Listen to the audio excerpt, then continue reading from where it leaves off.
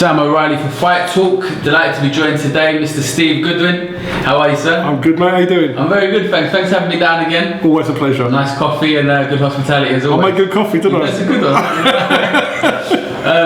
I want to touch on, your last show. You had a couple of shows recently. Nemesis. Yeah. First of all, who chooses the names? We have Bethnal Bedlam, Nemesis. Whoever's promoting the shows. That was Josh's show. So some good names. He picks the names. You've got some 3 good shows coming up. Yeah, but I've got a show that I'm running on the 9th of July. It's called Epsilon. Yes, I don't know what that means. Do you know what? 2 free tickets for anybody that can tell you what Epsilon means. Alright, so if anyone can tell me the meaning of it, they get 2 free tickets. 2 free tickets. You heard it here from the man himself. Let's go to your next show, 10th of June. Yeah. Very good show. It's Olivia's show, that one. She's done a good job there. She's done a good job of that. Let's talk through it, the people on the card. Who we got on this one? Well, I mean, you've got the Fight Cup final, which is, I'm looking forward to seeing. It's Ozzy Jervier and Ryan Crawford. I think. Sorry, not Ryan Crawford. Ozzy Jervier and Danny Cousins. Yeah. Ryan Crawford was due to fight but pulled out. I think it's a cracking fight. I think Ozzy Jervier is a fighter that. I don't think he's in anything but exciting fights, Jervier. Look at the fight with Cole Wheeler. Unbelievable. And then the one with Jose Lopez. I mean, he was miles behind on the cards. Jose Lopez is still. He'll come back from that and learn from that. But he came back and caught him. Danny Cousins is training like a demon for this fight. I think it's going to be a real cracking fight. And the winner gets a shot at the Southern Area title. So yeah, it's the second time this Fight Cup's run, isn't it? And do you know what? If you notice about it, they produce cracking fights. If you look at the last Fight Cup, the Wheeler fight with Ozzy Jervier, and all of the fights, the last fight, and this time the semi-final between Ozzy Jervier and Jose Lopez. It's a really good, but it's a really good concept. And what it's doing is, if you get in a weight division, you know how hard it is for boxers to sell tickets. So what boxers can do is they can get together, fight in a competition. They don't have to sell tickets to cover each other, so they can make good money. There's prize money at the end of it, and the winner gets a crack at the Southern Area title. So it's a really good concept, which we are going to develop through different weight categories. Just happens to be there's a lot of cruiserweights that are in the same position and want to have a go. I was going to touch on that, other weights. So you sort of look through cruiserweights fairly strong for yourself at the moment. Is there a weight category looking at it you think maybe next? Maybe lightweight, light welterweight is a possibility. Lightweight, super lightweight as it is now. That's very possible. There's light heavyweights, but a lot of our light heavyweights, they're all building up. They're in the 3-0s to the 6-0 categories, and they're all developing through. So I think that they're all heading towards the Southern Area. So perhaps they're all going to develop their own paths and meet rather than do that. The Fight Cup tends to work better for lads that are struggling to earn money out of professional boxing and are happy to put it on the line.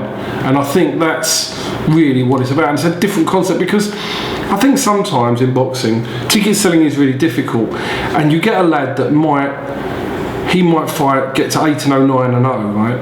And he might not have earned that much money. We don't want boxers fighting for no money. So they might get to 9-0 and have fought for no money, and then they get thrown in a deep end because they fought 9 really easy fights, and then they get smashed to pieces in their 10th fight and then retire. That's not what we want to do. We do want to educate our boxers as they come through, because that's the way that boxers win the titles when they get to the higher level, because they've had the experiences. Jose Lopez lost to Ozzy Jervier. That's not the end of his career. Jose Lopez will still be a future champion, for example.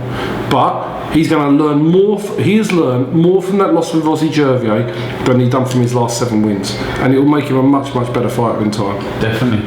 You've also got Raheem Noble on the 10th of June. That's his last fight before he goes to Japan. I couldn't believe it. When he put it out on his social media, I mean, he's always sort of, I know he likes to do things like slightly differently. He's not your average boxer. He's moving to Japan after this fight. For 12 months, 12 months. We'll try and get him a fight or 2 in Japan. It may or not be possible. We'll do our best to do that. And then he'll come back and he'll resume his quest for titles. He came up short against Tommy Coyle. we thought, it wasn't a case, and I did read a lot of absolute BS on Twitter, and some people, and I do find this irritating about boxing, is that we're all people that are professionals in the sport, whether they be other trainers or other promoters. I can believe it. You should all, we're all in the same sport. You don't have to slate somebody, and they wrote, he was outclassed, he was outgunned. Well, for somebody who was outclassed, at the end of round 1, he badly wobbled Tommy Coyle, broke his eye socket. The reason Rakeem Noble lost was not outclassed, was because he had this error of putting his hands down and leaving his chin in the air, which he's never really rectified, and he has to rectify that with his trainers, and he's learned from that. If he had not been able to do that, Tommy Coyle only had a round or 2 in him. He could have won that fight, but he needed to have a different plan rather than hands down and backing off. He needed to be on Tommy Coyle with his hands up, and he'd have learned from that massively as well. Correct, and Rakeem's has been a real pleasure to deal with, and he's done fantastic, and he can still come back. It's a shame he's going to Japan, because I think the next year could have been really big for him over here. Did he speak to you about it before? No, he's always Rakeem's like, he likes to travel, and he got a really great work opportunity, so he's still young enough that year won't matter. He can come back and resume, so it doesn't really matter. Definitely. So Georgie Wright, I think, is that still his opponent? Georgie Wright? I mean, he doesn't want any laydowns, and Georgie Wright will come and have a proper go with him. So Rakeem wants to fight. He's not like these boxers, these Facebook fighters. There's plenty of them out there, as you know. They write down there, I want to fight everyone. I want to fight this one. I want to fight for titles, and they fight nobody. And it's irritant. If you were their manager, it would irritate you. If it was their promoter, you'd have to can them off. It's great to have fighters like Rakeem who want to fight people, because my job should be to stop fighters from taking the hard fights. Calm them down, slow them down. That's better. That's what I want to do. If you've got a fighter that won't step up to the plate, they have to go. And Rakeem's not one of them. He'll fight anybody. But I think it's important that for him, he gets this win, goes off to Japan, and then comes back, and we can make another assault, pick up a southern area again, and work back up to the English and give him a crack at the British before he retires. I think that's very possible. Definitely. We've got Dean Richardson, Dan Keenan also both on the show, fighting out of obviously State of My Fitness, Hammersmith. Great. I mean that gym is thriving. Barry O'Connell's fantastic. John O'Donnell's there. You've got loads and loads of good fighters coming through. Dino Richardson has been sensational, I think, as a pro so far. He's one of my hot tipped prospects. I think Dino will go far. There's a few boys in your stable that I say secret. I put it out. I think Dino is a real talent, and I've seen him spar a few times. We went down the gym, and he just seems to have it. And if he keeps working hard, I really think he can be special. Yeah, the key with Dino is going to be holding him back and making sure we deliver him at the right time, because he's only, I think, it's 21, and you don't want to get there too quick, because you get there too quick, he's going to be in much harder fights than he wants to be. I always think of Tyler Goodjohn as an example of a fighter that was put in there too fast, and he took too many hard wars, and I think if he could redo his career again, it'd do things differently. And I think when you go there and you go for these big fights and you arrive, you're there and you've got to stay there. Mm-hmm. So if we handle him right, and I'm sure we will with Barry, because Barry's a very, very good trainer and a smart man, and between us all, I think we'll handle his career well, and I think he'll definitely be a real star. I think he's got everything. Jack Hughes is also in the gym. Young Jack. I love Jack. Lovely boy, an absolutely lovely boy. Jamani Camaro. Yeah, Jamani's. He's due to fight Jimmy Cooper on the 10th of June. As we sit here today, we're not 100% sure that bout takes place, because what happened was it was made at lightweight, and Jimmy Cooper wants to change the weight to light welter, so he wants to put the weight up 5 pounds. So it's whether or not they. Well, that's a big ask for somebody who's prepared lightweight and you're 3 weeks away. So we're trying to make some sort of compromise at the moment. So that is a cracking fight. But if that doesn't get made, then obviously Jamani will look for take a different fight. Okay. What any more on the bottom of the card I've missed off, or are you still sort of building that? Is that the Colossus the 10th of June? Yeah, Colossus is the 10th of June. I mean, there's loads and loads and loads of good fights on there. It is we did have the top main fight was Adam Dings against Jamie Alleyne for the summer. Jamie's had to retire. Unfortunately, he's got busted That would have been a very good fight, I think, Alleyne and Dingsdale.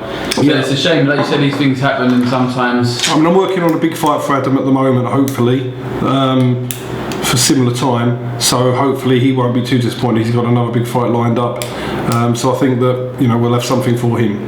But yeah, we're working on that at the moment. You just mentioned someone I wanted to bring up, John O'Donnell. Yeah.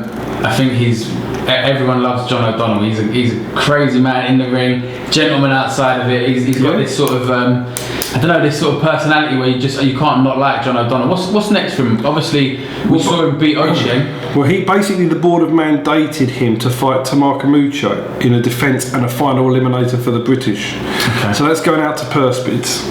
So that has to be staged by September. At the same time, the board have mandated Bradley Skeet to fight his mandatory, Dale Evans, in September. So, providing John O'Donnell beats Tamar Kamucha, and I would say Tamar Kamucha has pulled out twice before when we've won purse bids for the same thing. So we're a bit frustrated. We're going for the third time to Tamar Kamucha to fight John O'Donnell, and John's frustrated as well because the guy, in my opinion, Tamar shouldn't be given this opportunity, because if you've pulled out of 2 fights after purse bids have been won before, I can't believe he's got the opportunity again. Especially as he got beat by Sergey and Bono last week as a journeyman. But God knows how he's got this opportunity, but he has. John will beat him, and then once John beats him, he's then mandatory for the British. Bradley Skeet then will have 6 months from September to defend against John O'Donnell. Providing he's kept his title. But Bradley won't. I would imagine Bradley will vacate. He'll beat Dale Evans and vacate. John O'Donnell wins, then that means John O'Donnell will fight for the British against another contender. And I know Johnny Garton is ready and willing to step up and do that at some point if that happens, because Johnny Garton deserves a shot at the British for sure. Does that ever, when you sometimes you look at it, there's a possibility O'Donnell against Garton. Obviously, there's a lot of permutations that need to happen in the meantime. Is it ever difficult because you've got 2 of your guys that you know well, you promote them and you look after them? But you know what you have to do? I was talking to Joel McIntyre last week. This is Joel says, "Oh, you got Frank Buglioni." People were saying, and one of his mates on Facebook put there's a conflict of interest. There isn't a conflict of interest, because what you have to do, you like both fighters, and I like them both, and I like Frank Buglioni, I like Joel, for example. But I have to do the right job for each fighter. And John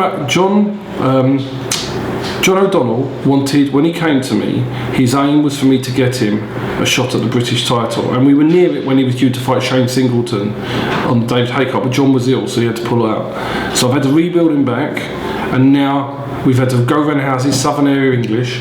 Now, as long as he keeps winning, he gets his shot at the British title. Johnny Garton's got the same ambition and the same wish. So I've got to do the right thing for Johnny Garton. But John O'Donnell is ahead of Johnny Garton in his quest for the British, so that's where John is. But Johnny Garton wants to do that as well, so my job is for that. But I can see it being a real possibility. Johnny Garton fighting John O'Donnell. I can see it'd be a disservice to either bloke to not put them in these opportunities. You can't keep them away from each other. Doesn't mean I want to watch the fight. Doesn't mean seriously. It doesn't mean. But you're representing each individual fighter. I mean, Eddie Hearn has that. He represents Dillian White. He represents Anthony Joshua. His aim will be get Dillian White to win a world title and match them together because they earn the most money. The most, gives them the most thing. If John O'Donnell fights Johnny Garton, I'm sure it'll be a TV fight. They both earn well out of it, and you've done the right job for both fighters. For both men. You've got to treat each fighter individually. Joel McIntyre, for example, he wants to fight for the British title. So my job is to get him towards that. If Frank Buglioni is holding that title at the time, and Joel McIntyre gets the position to fight Frank Buglioni, then I'm doing the right job for Joel. Then Frank would have a decision whether he wants to fight Joel McIntyre or he wants to move on to other things. But the job for Joel McIntyre is to make him get him in a position to fight for the British title, whoever the title holder is, because it's more important. That's what I've got to do. It shouldn't affect the fighter who looks after the potential opponent, should it? They want to win the title. Doesn't really matter who they're fighting in the other corner, I guess. So you've just got to do the right thing. Ozzy Jervier and Danny Cousins, who are fighting each other for the fight. I manage both of them. I like them. They're both lovely people, but it's the right fight for both of them, and that's what my job is, to deliver that. I've got to deliver the right fights for my boxers, and that's all that matters, really. Frank Buglioni just touched on a British champ. Obviously, it was due to fight June the 3rd and defend his title. That show's now been cancelled. Do you know when he's looking at getting back out? July the 1st. It is July the 1st. And that's the O2 bill. I mean, I've only heard the same rumours everybody else has heard. De Gale, Callum Smith, whether that's... but then there's a thing where there's a mandatory been put on De Gale. But the logic of the postponement of that fight makes good sense. The Dillian White-Marius Wack fight wasn't selling, didn't really make a lot of sense, in my opinion. And with Eddie trying to run the 1st of July show, I think he was very fortunate when Dylan got a foot injury. And obviously now you can amalgamate one big bill in July rather than what was in effect, in my opinion, a pretty naff bill in June. It wasn't very good for an O2. They were going to only have the for an O2. It wasn't good, was it? It wasn't good. It wasn't good. There's a lot of good prospects on that card. But that's not an O2 card, is it? It's not. July the 8th and July the 9th, we've got 2 bills in 2 nights at York Hall under Goodwin. Yeah, Joe Green's promoting the 8th and my one's on the 9th. The Sunday show was first. Let's go through the 8th. Yeah, the 8th is really a baby show. The 8th is a show where there's lots of prospects on it. There's 6 round, 4 rounds. There's no title fights on it.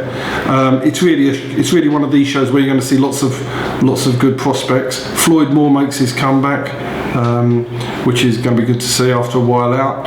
And then the 9th is the show that I was originally going to run on the 17th of June, but York Hall asked very kindly in a very insistent way that we help them out and move the card, and that was the only thing left was the Sunday, so we took the Sunday.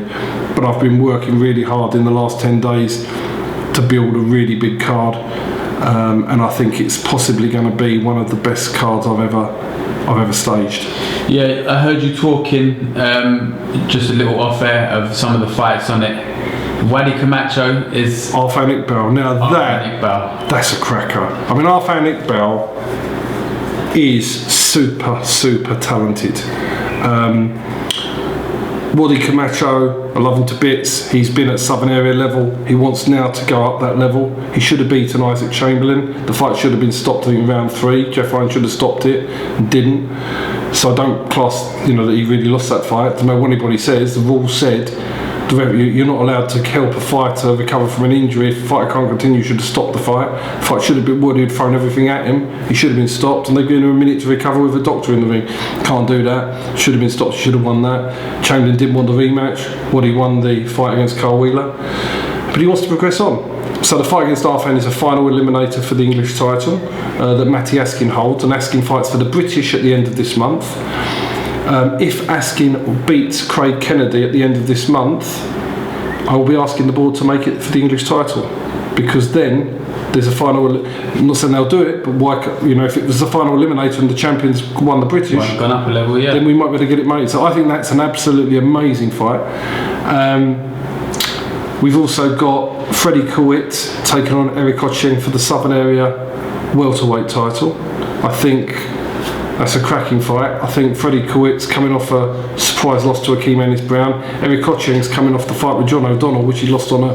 if we're being honest, he performed better than we'd seen him perform in a long time, I think, Eric Ocheng. I think he sort of turned a corner. From my personal opinion, I didn't think he had that level left, and he performed very well against John O'Donnell. Do you know what you need to say? And I want to praise Rod Julian, who's his trainer. I think Rod he's learning his trade as he goes along, but I think Rod Julian in 5 years' time will be one of the top trainers in the South, without a shadow of doubt, if not in the UK. I think he's done it. What he's done with Eric Ocheng is phenomenal. I think my thing on trainers, I mean, you can take certain trainers up the north of England who get all the top boys, and they've got a couple of world champions. Well, if you've taken the most talented boys who are already on the way up, it's easy. I like to see what a trainer can do when he's got somebody and he brings them through from nothing, or tries to recover a fighter that's lost his way. Terry Coulter has done the same with Wadi Camacho, and I like to see that, and I think he could be a really good trainer. It's easy getting the ABA champions, anybody can do that. Yeah. But this is what I call good training. I mean, what he did with Eric Ocheng I thought was unbelievable. Yeah. I thought it was a fantastic training performance with Eric Ocheng. Leon McKenzie, that Leon McKenzie fight. I mean, he Jermaine Smile was in November last year.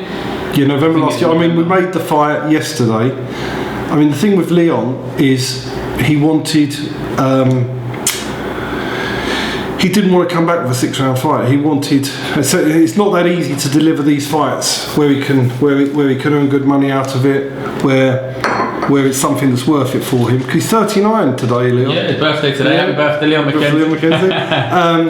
And Alan Higgins, he beat Craig Richards in my opinion. He won that fight. He should still be Southern Area champion. Both fighters in my opinion, won their last fights. Leon McKenzie beat Jermaine Smile, never got the decision. And Alan Was that Higgins, split on the scorecard? split. It shouldn't have been split. I didn't see that. He won. I watched it back 3 times. Leon McKenzie won that fight. It's just annoying sometimes where the decision. And Alan Higgins, in my opinion, beat Craig Richards, and that was on 1 referees. That was just on the Southern Area. And Jeff Hines ref. Do you think that has to change? You know, I think. I mean, by the way, I'll just come under that. So that's a cracking fight, and there's another title fight to go on. That bill's great, but scoring is really peeing me off because there is no doubt that Britain is the new Germany. Do you think? You think it's that severe? I think it's that severe. I think if you go back and look at some of these scorecards, look at the Joshua Klitschko scorecard. Even if you look at Hosea Burton, Frank Buglioni, right? One judge had Hosea Burton 6 rounds ahead. He wasn't 6 rounds ahead. I had Hosea Burton ahead going into the 12th round. I did. He wasn't 6 rounds or 4 rounds ahead. I watched that fight again the other day. Actually. Great fight. But the thing is, what's wrong? What is going on? Do I believe Eddie Hearn's paying judges? No. Do I believe it's corruption? No. But do I believe that referees and judges are a little bit biased towards home fighters? Josh Warrington, Kiko Martinez. I thought. Do you know my worst in local, in recent memory rather, Ricky Burns in Ndongo. It didn't matter because the fight was given to Ndongo, but I scored 36 minutes to Ndongo. I thought he was phenomenal. Yes. One judge had it 8 rounds to 4. I don't know where he found 4 rounds to Ricky Burns, and I love Ricky Burns, but there has to be something. I don't know. Is it incompetence? Well, do you not think? And again, without saying it, do you not think that you get judges flying over from abroad? They put up in the best hotels, give them the best food, get really looked after. Do you not think they go there and they know who the promoter's fighter is, and they just look at it from a more positive perspective? It's not corrupt, but I think they know who's supposed to win. I have seen hometown decisions given. Not in our show. Leon McKenzie was a hometown against Jermaine Smile. He never got the verdict. But I would say that with TV promoters, there is a substantial bias towards the home fighter. Maybe subconsciously, but there is a bias towards a home fighter, and I accept that that's normal. But I think the stage in Britain now is getting to the stage where it's getting a bit sick, and I don't like it. It's getting to the stage where you look and say, "This is getting ridiculous." You know, you have to say to people now, you've got to come out and knock somebody out in Britain to win. And I believe the best fighter should always win a fight. Yeah. And there's something really wrong with how the scoring's going. And as Robert Smith will say, he does not believe anything's corrupt. I don't, but there is these judges that are scoring. There's an underlying issue somewhere. There seems to be something, like you say, maybe subconsciously they look more favourable to the home fighter just for the fact that they're there on the home show. Maybe, but you know what? I believe that there should be referees should be suspended when they make these decisions. I think judges. I think it's quite easy to see there's glaring errors, and they should be banned for a year. Because if judges know that if the ruling body is going to review the scoring and they're that way out, they get a ban. Maybe they won't do that. Yeah. But nobody's banning these judges for making these bad decisions. Nobody is actually taking action against them for making bad decisions. I think it makes boxing a bad light. There's no way Joshua's that far ahead of Klitschko in that fight. No way. I think Klitschko 2 rounds up in going into the 11th. I think that's probably fair. But listen, the problem.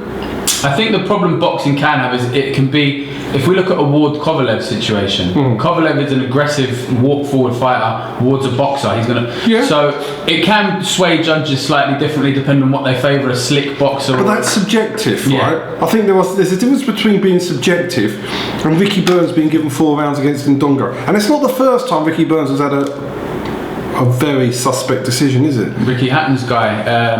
Relic.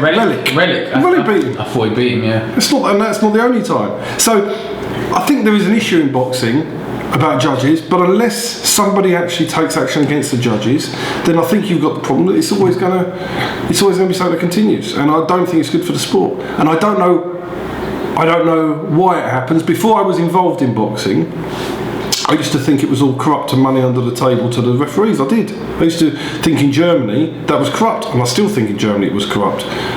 But I think over here, I don't think, I like to think there's nothing untoward at all, and I don't think there's any evidence to suggest it is, but there's definite suggestions of total incompetence. And if somebody's incompetent in a job, if you've got somebody that bad doing a job in your firm, you fire them, don't you?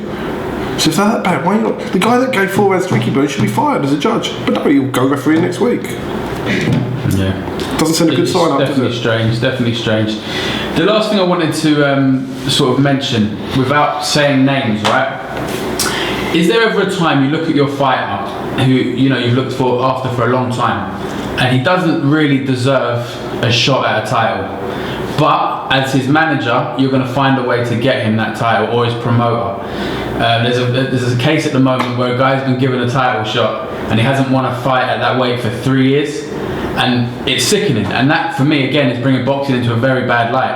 I'm trying to think if there's a scenario where it may have come to yourself where you're sort of putting a guy into a fight, probably doesn't deserve it, but it's. I don't think at our level. I mean, what we do sometimes, we get fighters opportunities by being smart in how we do it, and I think the amount of champions that we've got and the amount of mandatory positions we get show that we're good at doing it. I don't think there's ever been a situation where I've got a fighter a title shot who didn't have any justification for doing it.